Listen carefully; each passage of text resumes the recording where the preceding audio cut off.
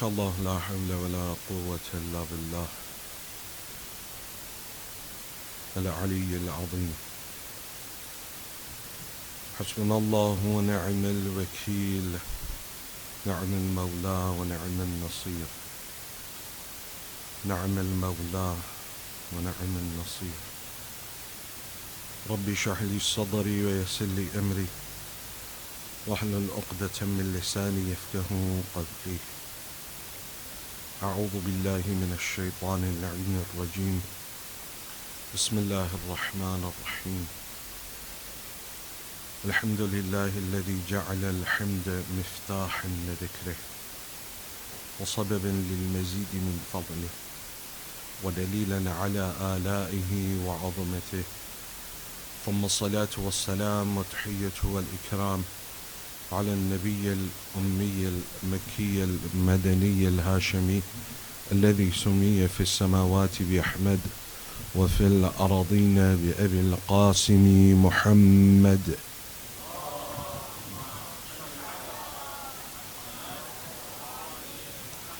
وعلى أهل بيته الأطيبين الأطهرين، لا سيما بقية الله في الأراضين، روحي وأرواح العالمين بتراب مقدمه الفداء.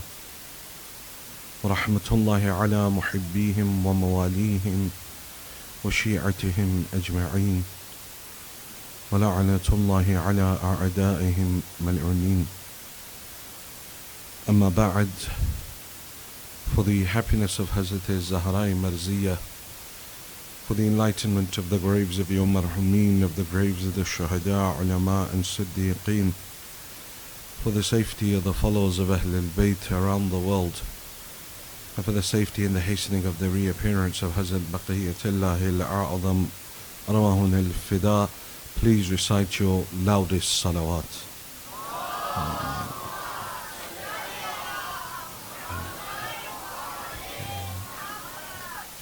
Center. You're improving. All praise due to Allah subhanahu wa ta'ala, on whose Rahman and on whose Rahim. The place that you sit is a place where even the Ma'asum Malaika desire to be. And the Ma'asum Malaika do not descend upon the earth except in servitude to Ahl al-Bayt, or with a wahi, or then for a state of worship. And so, if you're sitting here is the worship of the Malaika, it is your worship too. Sitting here in the remembrance of Aba Abdullah is a form of worship. And thus, like other worships, there are certain criterion that must be observed, certain adab that must be observed when I enter into the Majlis of Imam al-Hussein. In order, and I've been saying this to you for the last 2 nights, that there are secrets that are hidden in these majalis. And for you to unlock those sir, those asrar, those secrets, there are certain things that you must do, you must complete, in order for you to ascend to a level where they may manifest for you. On the first day I said that these majalis are a form of rizq, sustenance from Allah. And there is a specific rizq in these majalis. But like with every other worship that brings rizq, one must fulfill certain prerequisites in order to benefit totally. Certain adab, certain mannerisms that one must follow, certain morals that one must have in order to unlock the hidden potential of these gatherings. Amongst them is the type of clothing you choose to wear to the majlis. Would you wear that while praying? So a lot of the times you've got to measure it against one particular weight, and the best of those weights is the Imam of your time. The clothing that I choose to wear to the majlis of Imam al-Hussein, would I wear that in front of my Imam?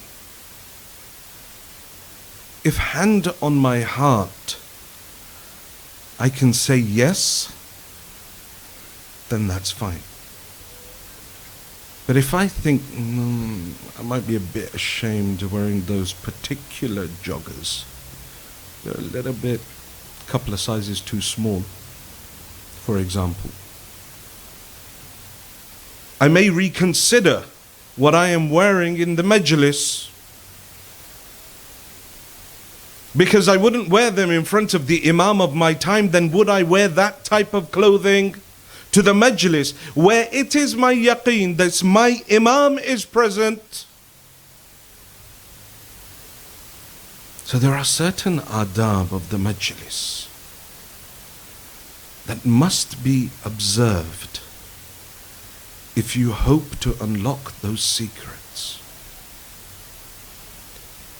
And there are certain secrets of Ahl al-Bayt that will only be given to the people of ma'rifah, the people of understanding. That those who are sitting there going, what does it matter? I will wear whatever I want in the majlis. They haven't been able to achieve that ma'rifah.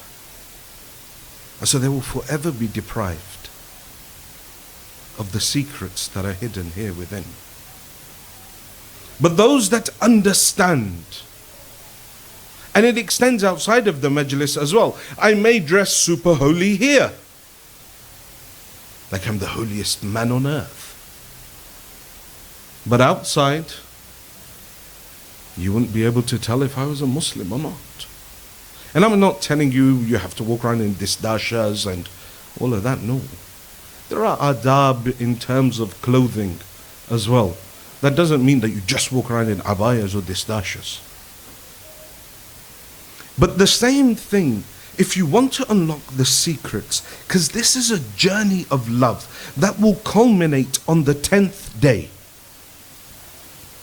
But in order for that saga of love to unlock itself and manifest itself both in front of you and within you, for you to see the realities of this world, سَنُرِيهِمْ آيَاتِنَا فِي الْآفَاقِ وَفِي أَنفُسِهِمْ حَتَّى يَتَبَيَّنَ لَهُمْ أَنَّهُ الْحَقُّ. Allah subhanahu wa ta'ala in the Holy Quran says, we will manifest for them our signs upon the horizons and within themselves, until they realize that we are the truth. To understand haqq, one must fulfill certain prerequisites. It may seem like something irrelevant, but it is these minutiae that take us to the height of those spiritual levels. Once I remove that hypocrisy that exists within me, someone's eager to get in. This is another, people become really impatient in Muharram. Have you noticed? It's another one of the adab. I was talking to some of the brothers in the car park. Poor guys, they have to put up with a lot. It's like, sorry, car park's full. No, I'm going to run you over. I'm going to make sure I get a car parking spot. Who does Imam think he is? I will not park out. I think that I should deserve a space. You see, it is the same arrogance that will stop you from ascending. It is all these things that interlink, that connect to that ascent. And the ascent cannot happen until you have purified yourself. That was a short one. The person's on the borderline. And part of that ascent, that journey towards God, is to have ma'rifah of Ahlul Bayt alayhimus salam. And I've said, for this series of lectures, we will be discussing Ziyarat Jami' al-Kabira of Imam al-Hadi salawatullah wa salamuhu alayh. Allahumma salli ala Muhammad wa ala Muhammad. In this ziyarah, Imam alayhi salam explains the maqam of Ahlul Bayt. Because what I have found is that for years people pushed too far. They were like, oh no, these guys are so extreme. People have an extreme view about the Imams. They're attributing divinity to the Imams. And in that pursuit of pushing away an extreme ideology that they perceived, they themselves pushed themselves to the other level. Where now they went to a level where they now are like, the Imams are just, just like that. But in reality, it's not. And so in order to understand, so in order to understand that, we need to be able to truly unpick what our aqidah is about Ahlul Bayt alayhimus salam. And understanding Ahlul Bayt is one of the most single important things that the human being can do. Your attendance to this majalis, you're going to ziyarah, you're reciting ziyarah from afar. What is the intention behind it? Is it for dua? Is it for closeness to Allah? Is it for ma'rifah? What is the intention? I would posit here that the intention should be the renewal of your allegiance to the Imam. Every ziyarah that you go to, you renew your allegiance. Every majlis you come to, it is a sign of renewing your allegiance. And so, with that in mind, when you attend these places, you come with that intention of renewing your allegiance. And these aren't my words. There is in Biharul Anwar of Allama Majlisi a chapter that he refers to as Bab Tinati wal Mithaq, the chapter of the covenant. And in that, he brings some 70 ahadith, which in terms of their sanad, the vast majority of them are absolutely sahih, where he talks about this realm of the covenant, Alam-e Mithaq. He says that Alam-e Mithaq is one of those planes of existence. The human being went through a number of different existences in spiritual form prior. You hear about Alam-e Dhar in the Holy Quran. Alastu bi Rabbikum. Allah asks all of mankind, am I not your Lord? Qalu bala, and they all said yes. And then in addition to that, there is this Alam-e Mithaq, the place of the covenant. So after that covenant was taken, a second covenant was taken from all of existence. Alastu bi Rabbikum, Allah asked. Then a second covenant was taken. A covenant that was taken from the animals, from the jinns, from the plants, and the human being. And what was that covenant? That was the covenant of the wilaya of Ahlul Bayt salawatullah wa salamuhu alayhima. Allahumma salli ala Muhammad. I think if the brothers could just please move forward a little bit. Everyone just shuffle forward. That's it. Slow to start. There we are. Center them. Ladies, if you could all squeeze in a bit together as well. That would make it easier for those that are coming afterwards, inshallah.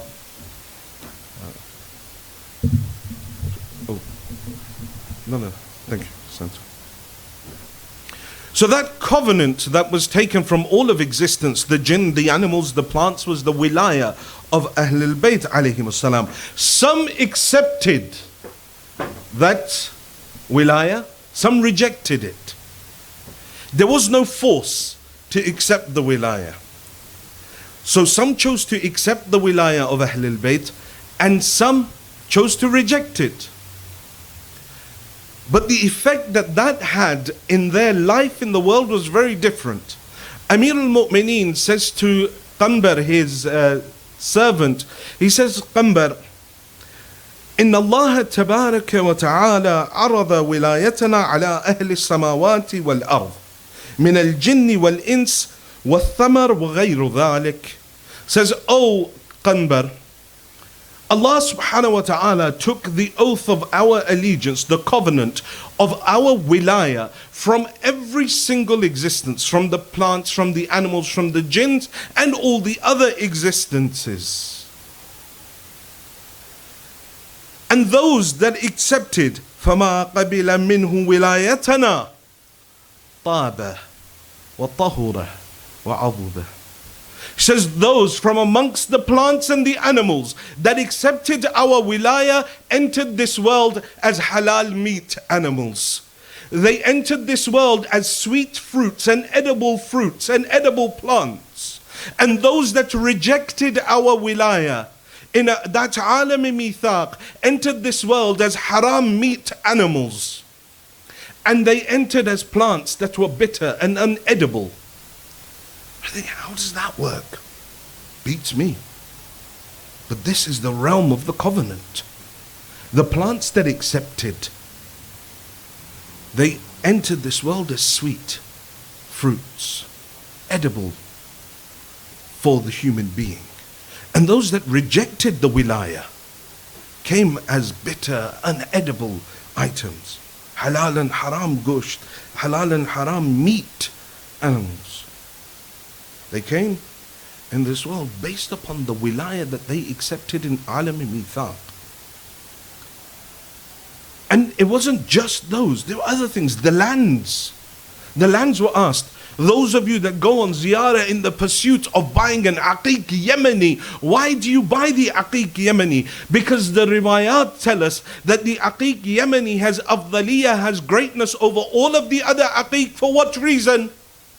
That it was the first mountain to accept the wilayat of Ali ibn Abi Talib in alam mithaq. It was the first one to accept it. Thus it was given that maqam that now you go and are pursuing buying the aqiq Yemeni. And so when you wear it, your 2 rakat namaz is equivalent to 1,000 raka'ah without an aqiq Yemeni. It now protects you from magic, evil eye, and all near-death experiences. Because of the wilaya. Even lands are different. We explained to you yesterday, when the Kaaba became happy that I am the place upon which the house of God has been built, Karbala called out, stay quiet, for I am the land within which the Hujjah of Allah is buried. Not every land has the capacity to bear the body of the Hujjah of Allah. Not every land has that capacity. So animals, plants, lands, they all had this different maqam. This is why Karbala is looked at first on Yawmul Arafah. The riwayat says Yawmul Arafah, when all the Hujjaj are there on the plains of Arafah, when the day dawns, Allah first looks towards Arafah with his looks first towards Karbala with his mercy towards the Za'irin of Sayyidul Shuhada, then he looks towards the Hujjaj in Arafah. Lands differ from each other. But our focus is on the human being. Those in alam mithaq that accepted the covenant of the wilayat of Amir al-Mu'mineen entered this world born Shia. Those that rejected it were born non-Shia. They were born without the wilayah. Those that accepted it in alam mithaq, it's not like you had a life or anything. The covenant was given. Those that chose to accept it were entered into this world as a Shia. It's not fluke that you are here. It's not a fluke that you were born in a Shia family. It's not a fluke that you came to the path of Ahlul Bayt, and we'll explain it. It's not a fluke that you were born Shia. That if it had happened a couple of doors down, then today you may be sitting in Green Lane separating and celebrating, rather than here commemorating.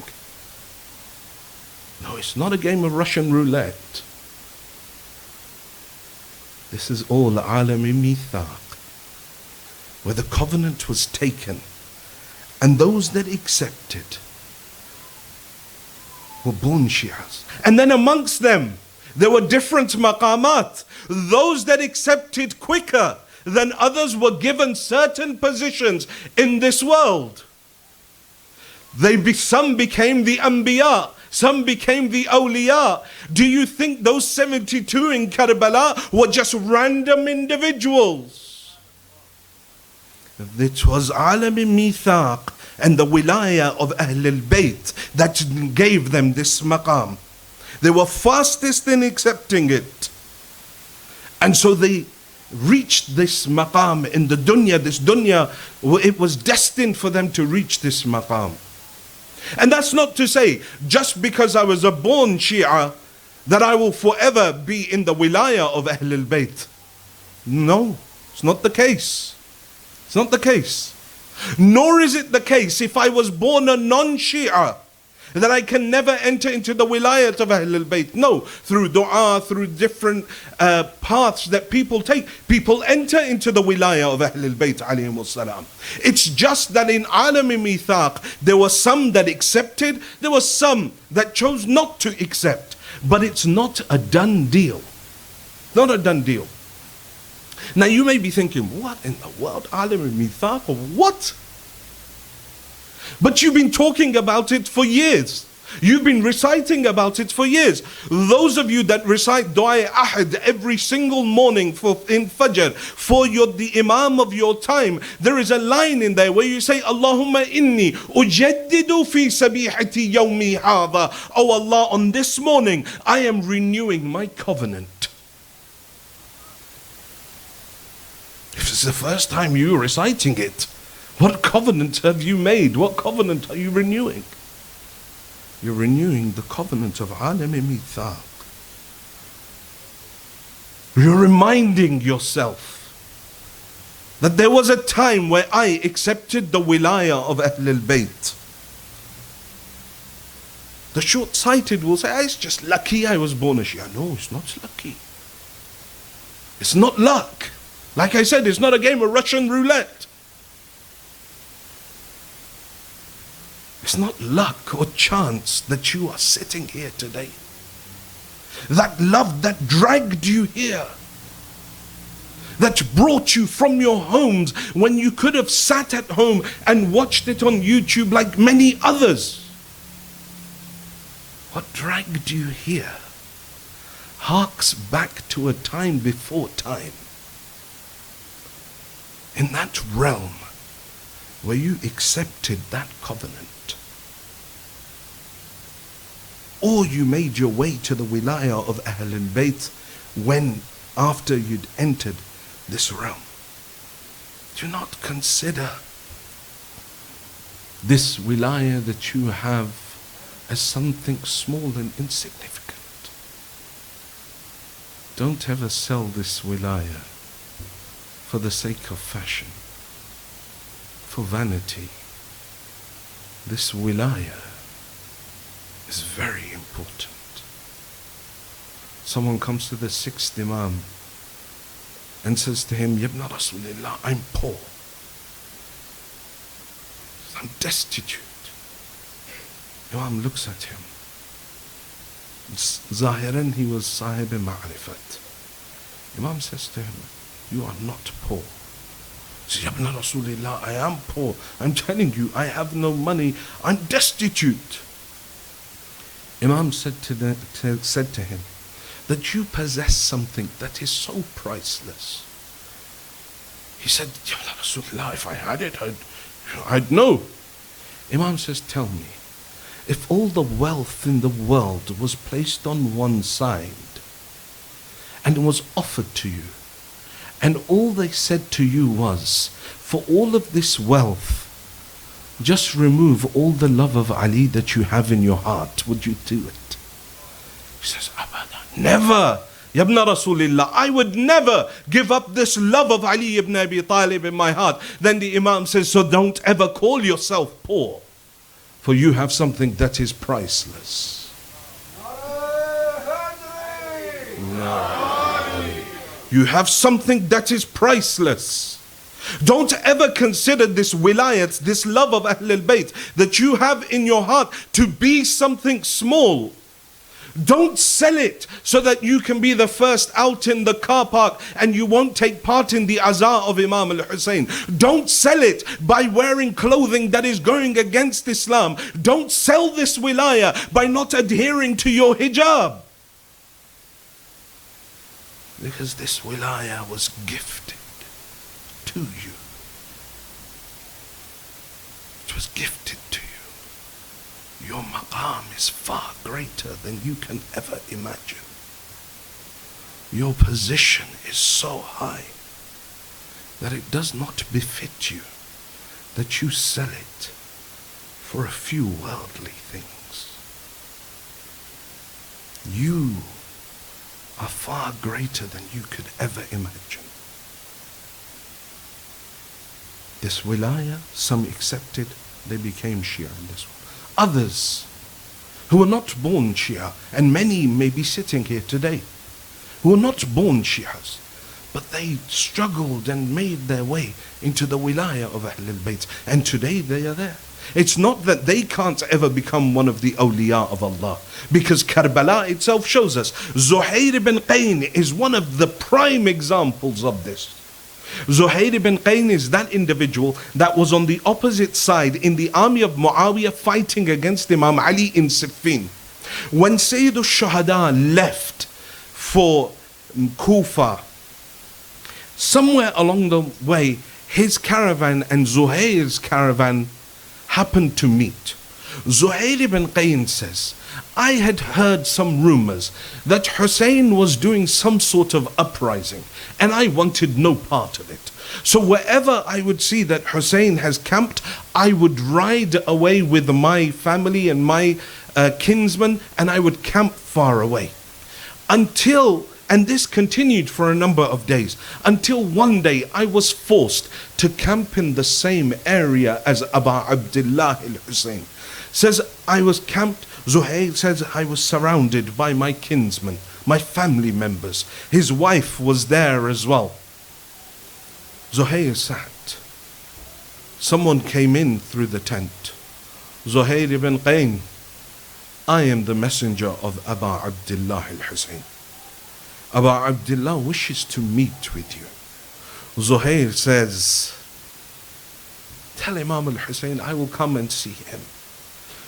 I will come and see him in a short while. He says, no, Zuhair, you don't understand. Abu Abdullah himself has come to see you. Abu Abdullah himself has come to see you. Zuhair ibn Qayn stands up. He goes out. Nobody knows what that conversation was between Zuhair and Abu Abdullah. But his kinsmen narrate that when Zuhair returned, it was like Nur was dropping from his face. It was dripping from his face. He turned to his wife. He said, return back to Kufa. My family members will take you back to the home of your father. He turned to his brothers and he said, I have lifted any right of brotherhood that I had with you. You may all go back to Kufa. They said, Zuhair, you are the head of our tribe. Zuhair, where is it that you are going? He says, as for me, I am going with Abu Abdullah. I'm going with Abu Abdullah. And today, that Zuhair, every time you recite the ziyarat of the shuhada of Karbala, you say, Bi abi anta wa ummi. May my soul, may my parents, my mother and my father be sacrificed upon you. Understand this wilayah that you have, this love of Ahlul Bayt. But this covenant wasn't just love. Because non-Shi'as love Ahl al-Bayt. Sikhs love Ahl al-Bayt and Imam al-Hussein. Hindus love Ahl al-Bayt and Imam al-Hussein. Non-Shi'as love Ahl al-Bayt and Imam al-Hussein. They have love, but they don't have wilayah. There will be many in attendance today that have love, but they don't have wilayah. They have love in their hearts. It's brought them here. But wilayah is different. George Jordak, the writer of As-Sawt al-Adalat al-Insaniya, the voice of human justice, a Lebanese Christian. He writes a book about Amir al-Mu'mineen. He says, the love of Ali was instilled in my heart by my father, who was a stonemason. And one day he carved a stone and placed it at the head of the door of our house. So every time I would walk in, I would see this statement, and I would walk inside the house. They asked him, what was that statement? He says, my father had inscribed upon this stone at the head of our house, La fata illa Ali, la sayf illa zulfiqar. He says that statement. He says that statement instilled the love of Ali in my heart. And he wrote that book, As-Sawt al-Adalat al-Insaniya. Only a summarized version has been translated into English. It is many volumes in its original Arabic. He had the love, but he remained a Christian. He died a Christian. So this covenant wasn't the covenant of love. Because many of us have love. We do. We come to the Majlis, but then we act in a different way, we dress in a different way outside. We have the love, but it doesn't seem like it's that covenant. Wilayah. See, the covenant that was taken was wilayah. It's a level above love. What is that covenant? In one of the ziyarat of the Imam of our time, we recite, وَهُوَ أَهْدِي إِلَيْكَ وَمِثَاقِي لَدَيْكَ. This is my covenant to you. What is that covenant? فَأَبْذَلُ نَفْسِي وَمَالِي وَوَلَدِي وَجَمِيعَ مَا خَوَّلَنِي رَبِّي بَيْنَ يَدَيْكَ.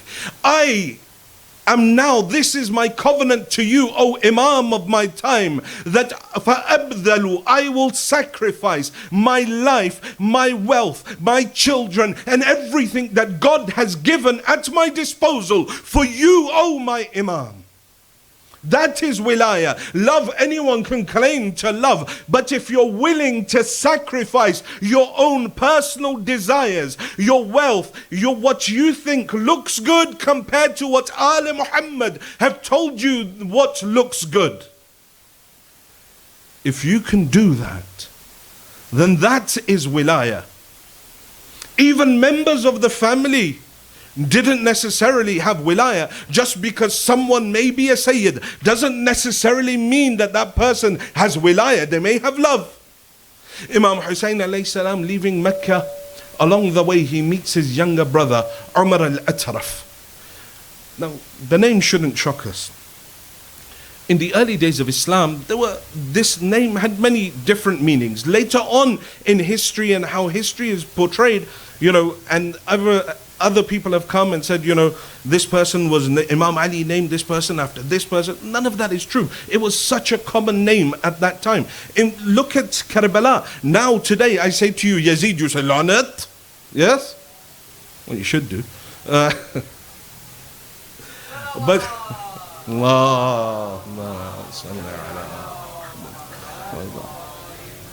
four of the companions of Imam al-Hussein in Karbala were called Yazid. You have Yazid ibn Suwayd, who came from Basra.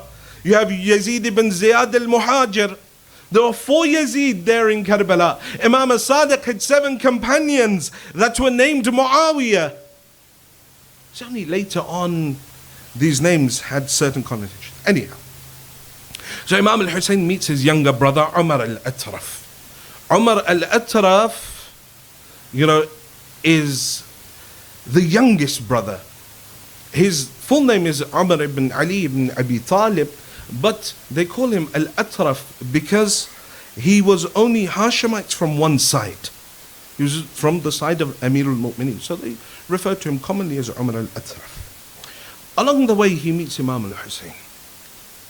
Imam Hussein says to him that I'm heading towards Kufa. He looks at his brother. He says, oh my brother, حدثني أخوك الحسن. Your brother Hassan told me. فبكى. And then he began crying, wailing. He couldn't get the words out. He's crying and wailing.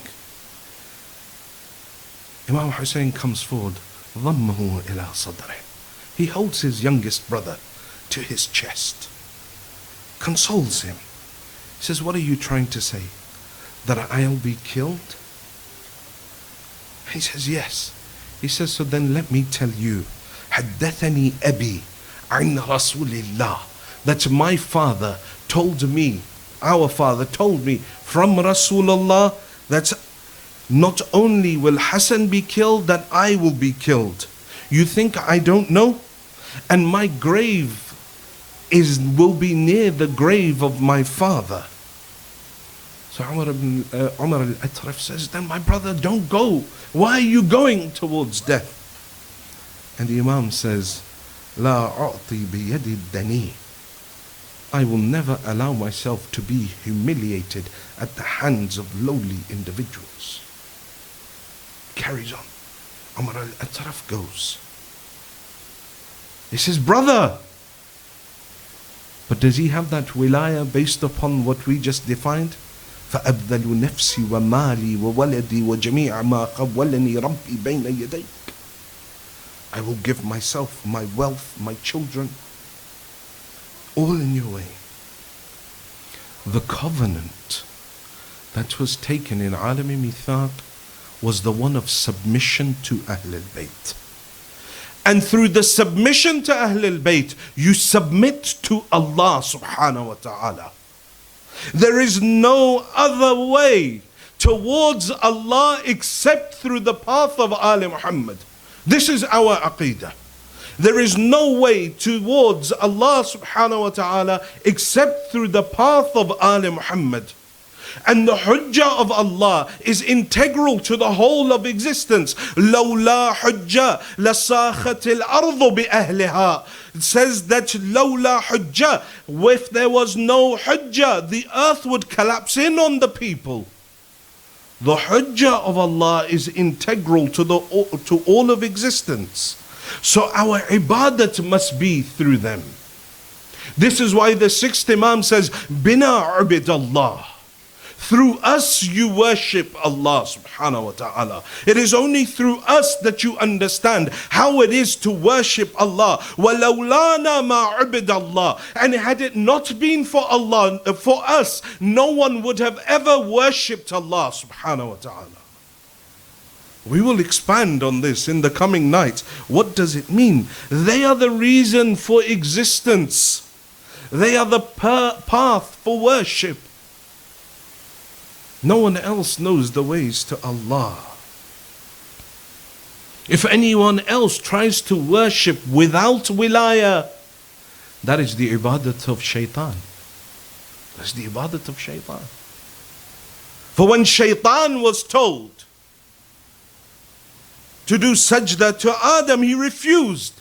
The sajda was not one of worship. It was one of humbleness, of khudu' in front of Adam.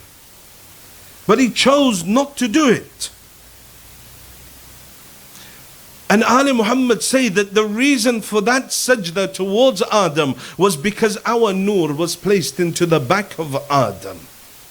And it was that sajda of khudu' towards us. He refused to do it. That is the ibadat of shaitan. Ibadat without the wilayat of Ahlul Bayt is the ibadat of shaitan. And we will explain how this world in the coming nights is in a vertical state of existence. There are layers to it. We are in the last and the lowest of those layers, the one of the dunya. Above this, there are multiple other layers. But there is only one path through these layers towards proximity to Allah subhanahu wa ta'ala, and that is through the path of Ali Muhammad. In Ziyarat Jami'a Kabira, there is a line where we address Ali Muhammad and we say that Antumus Siratul Aqwam, that you Ahlul Bayt are truly the straight path towards Allah subhanahu wa ta'ala. They are the only way to Allah. That's why when Imam al-Hussein is leaving Mecca, he gives a speech. You know when he left? It was the day before the Hajj. He gives a speech.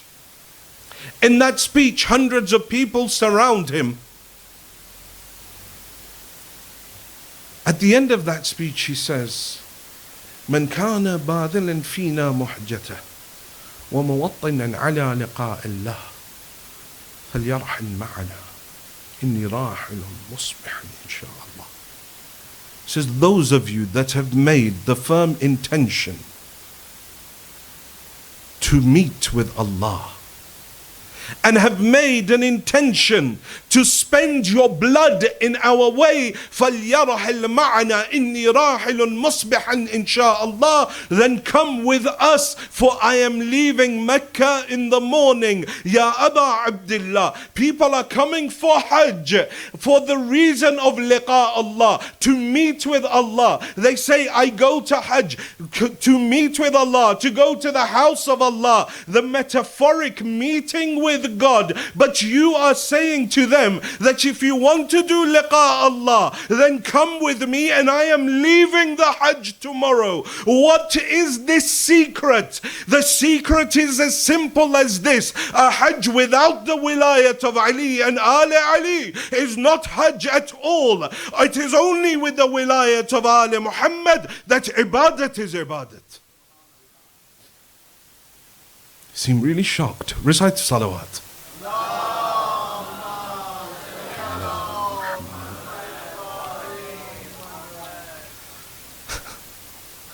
It's definitely the quietest crowd I've recited in many years.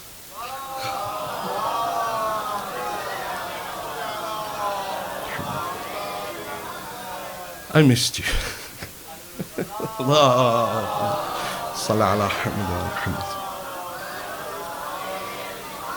They are the only way to the truth.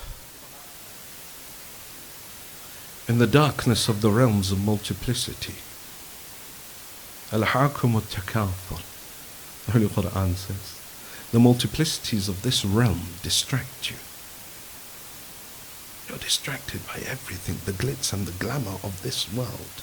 Al-Hakum al-Takathur, hatta dhuratum al-maqabir. Until that is, your head hits the stone of your grave. Kalla sawfa ta'lamun. Then you shall know. Thumma kalla sawfa ta'lamun. Then you shall really know. They are the only path towards Allah.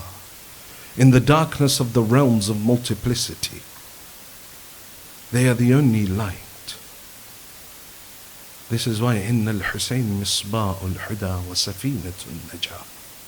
That Hussein is the lantern of guidance and the ark of salvation. In the darkness of this realm of multiplicity, if you want to find a way towards God, it is only through following the nur of Ali Muhammad. It is only through following that nur that they will take you to that reality.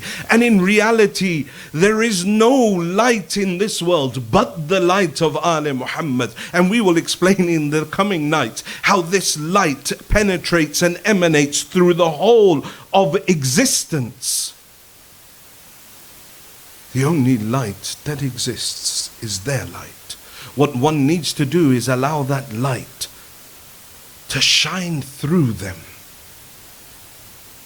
not just guide them, but to shine through them, to inculcate characteristics of Ahlul Bayt within themselves. to inculcate that lifestyle of Ali Muhammad within themselves, because that's the only way that you too shall become a beacon of their light. They are in reality the light of this world. Abu Khalid al-Kabuli comes to Imam al-Sadiq salawatullah wa salamuhu alayhi.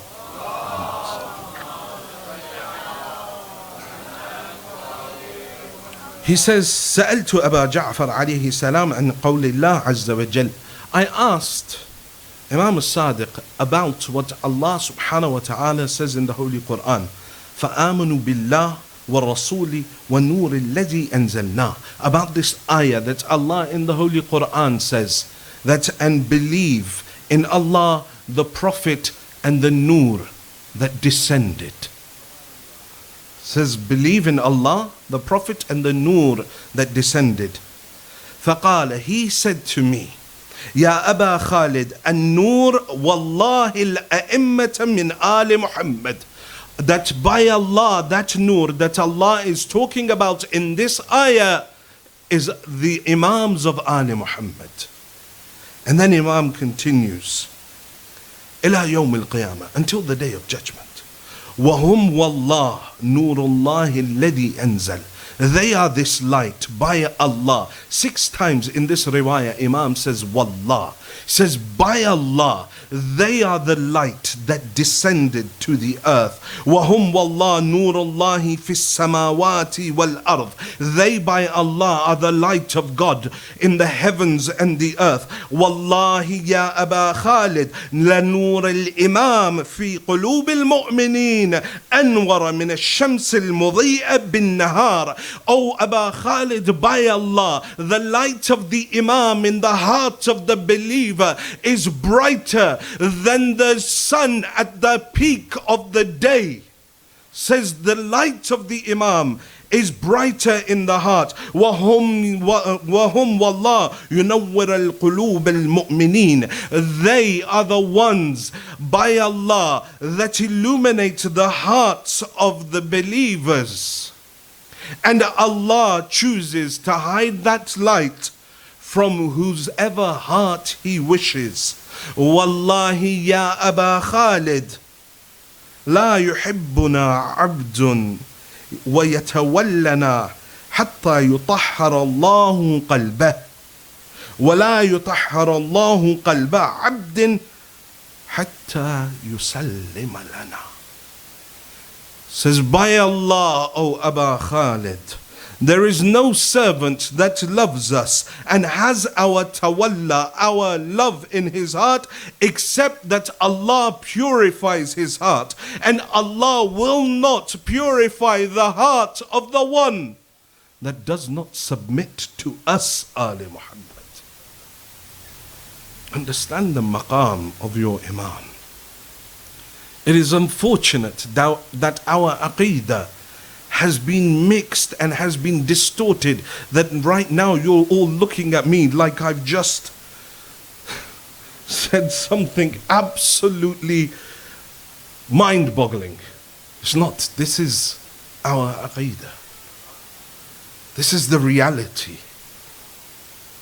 But we don't delve into it. We're okay with the superficial, and that's why we see the amount of spiritual diseases that we have within our community.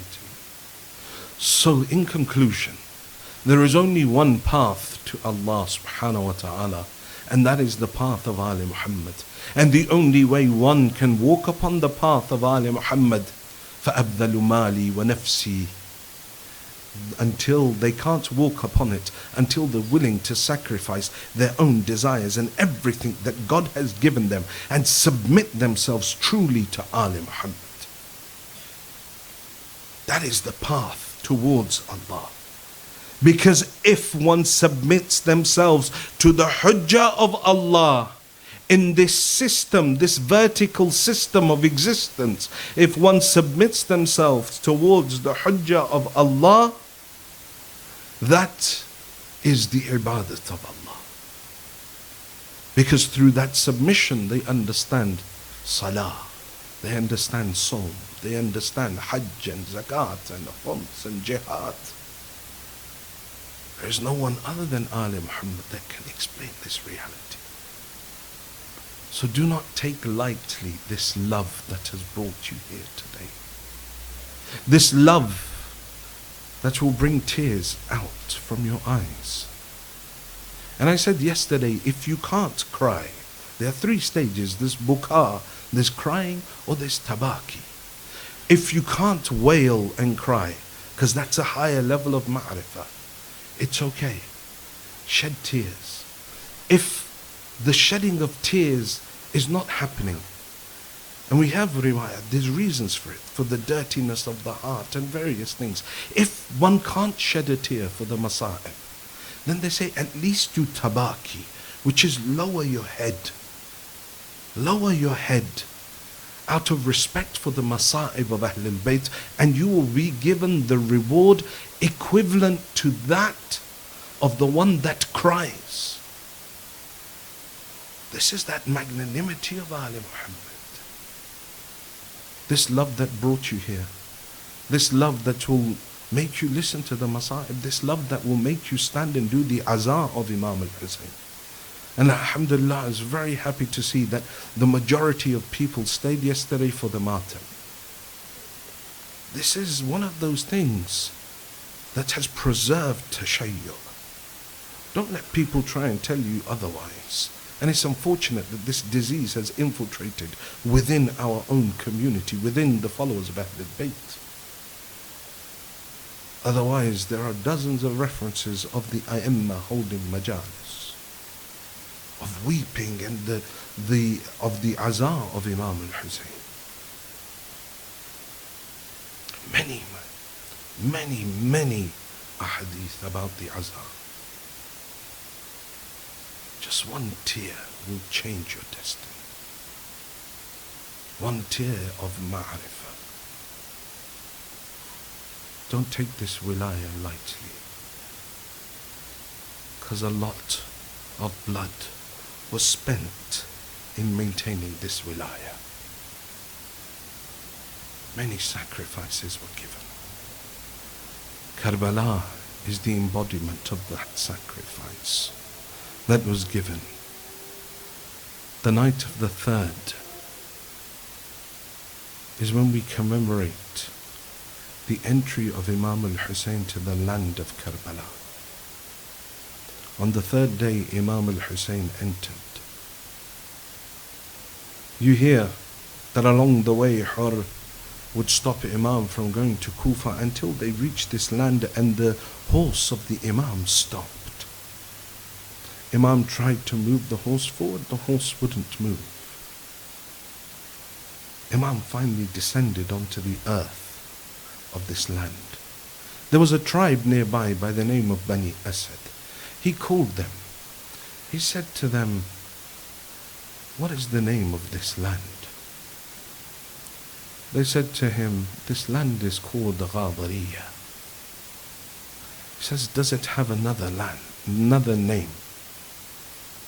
He says, "Yes. We also call it Shatt al-Furat." He says, "Does it have another name?" He says, "Yes. They would refer to this as Nainawa." He says, "Is there any other name for this land?" They say, "Yes, our elders would refer to this land as Karbala."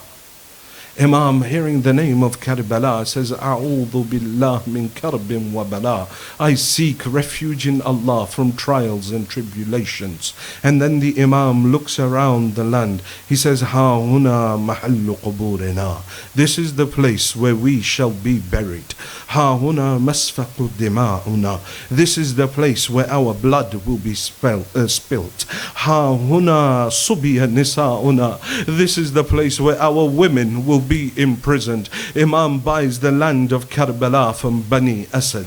He says to them, "O Bani Asad, I will buy this land and I gift it back to you with 3 requirements. The first is that Bani Asad, we will be killed here if the army chooses not to bury us, then you come and bury us one by one.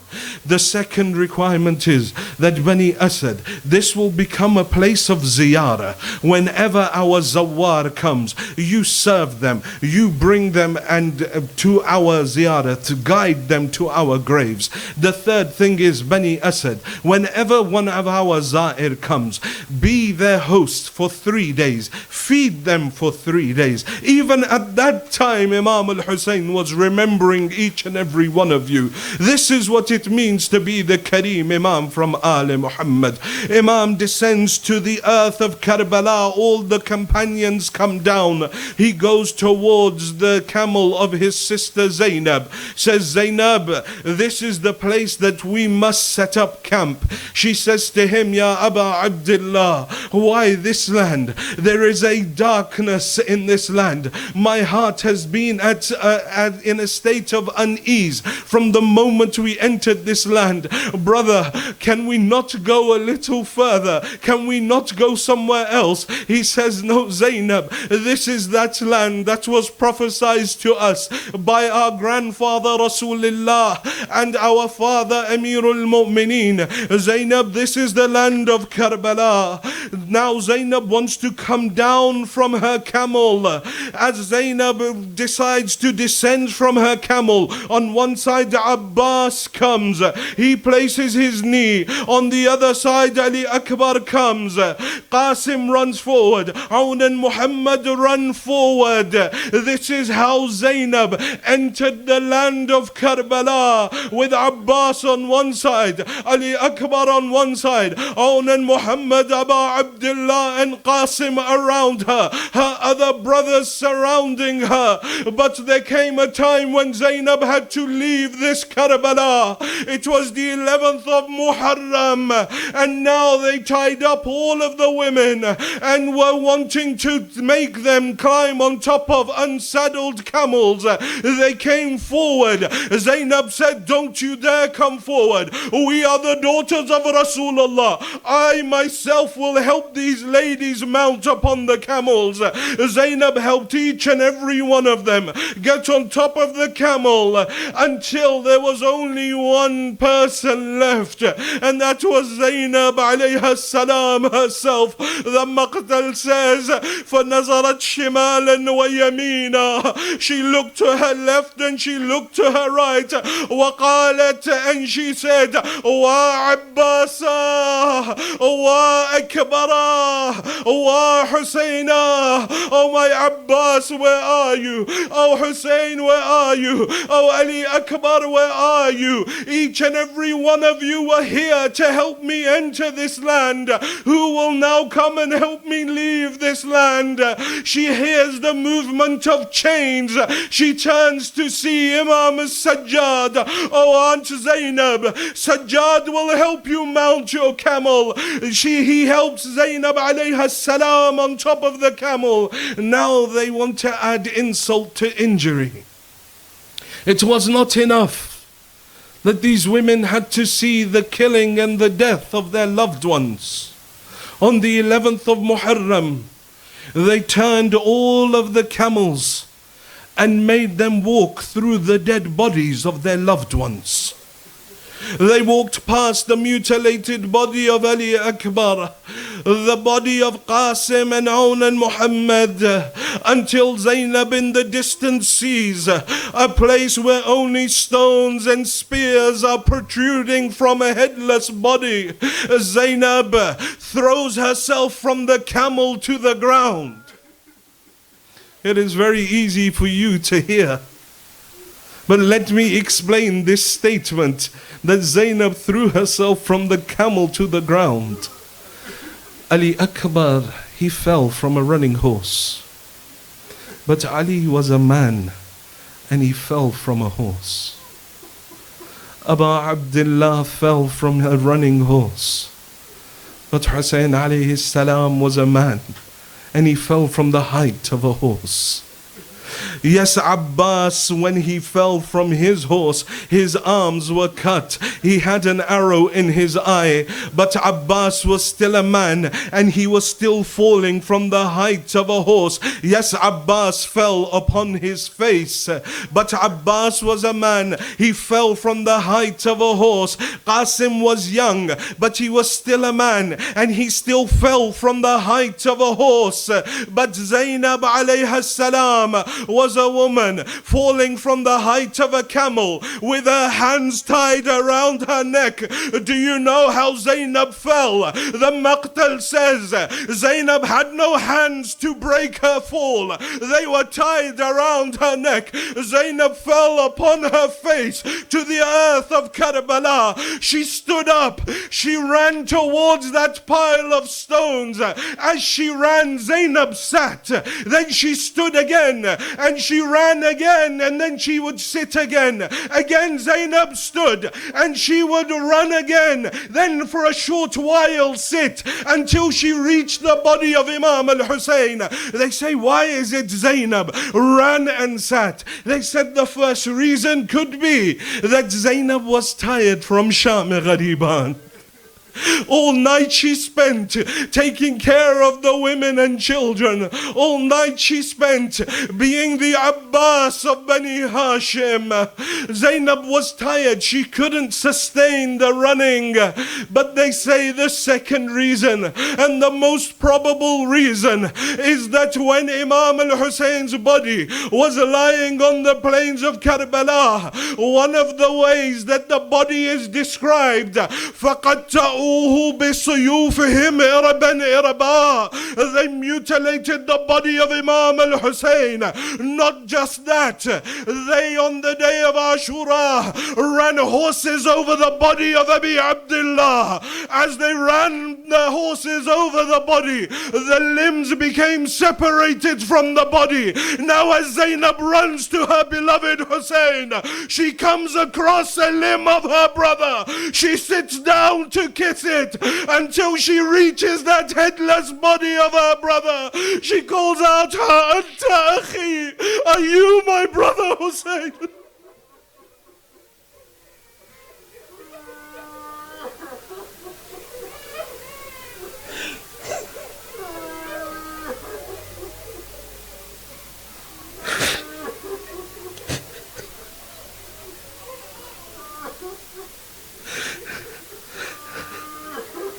ألا لعنة الله على القوم الظالمين وسيعلم الذين ظلموا أي منقلب ينقلبون إنا لله وإنا إليه راجعون. We pray to Allah subhanahu wa ta'ala for the sake of these tears, for the sake of this azaa of Imam al-Hussein. Ya Allah, forgive our sins. Ya Allah, forgive the sins of our parents. Ya Allah, those of our parents that are alive, give them long lives. Those of our parents that have left this world, give them a place next to Ali Muhammad in Jannah. Oh Allah, those who are ill, give them shifa'ah. Those who are in debt, clear their debts. Those who are in education, make them successful. Ya Allah, I don't know what hajat, what difficulties, what sorrows those that are in the attendance of this majlis have brought with them. But Ya Allah, for the sake of that love that Zainab had for her brother Abu Abdullah, that brother whose body she reached and she could no longer recognize it, that she had to say, are you my brother Hussein? Anta qurratu ayni, are you the apple of my eye Hussein? Are you the son of my mother Hussein? Ya Allah, for the sake of that love, Ya Allah, remove the sorrows, dispel the difficulties, and fulfill the hajat of all those that are in attendance of this majlis. Ya Allah, give us tawfiq to go on the ziyarat of Imam al-Hussein this year and every year. Ya Allah, give us tawfiq of Hajj and Umrah this year and every year. Ya Allah, hasten the reappearance of the Imam of our time and allow us to be amongst his true muntadhireen, his true waiters, Matam Hussein.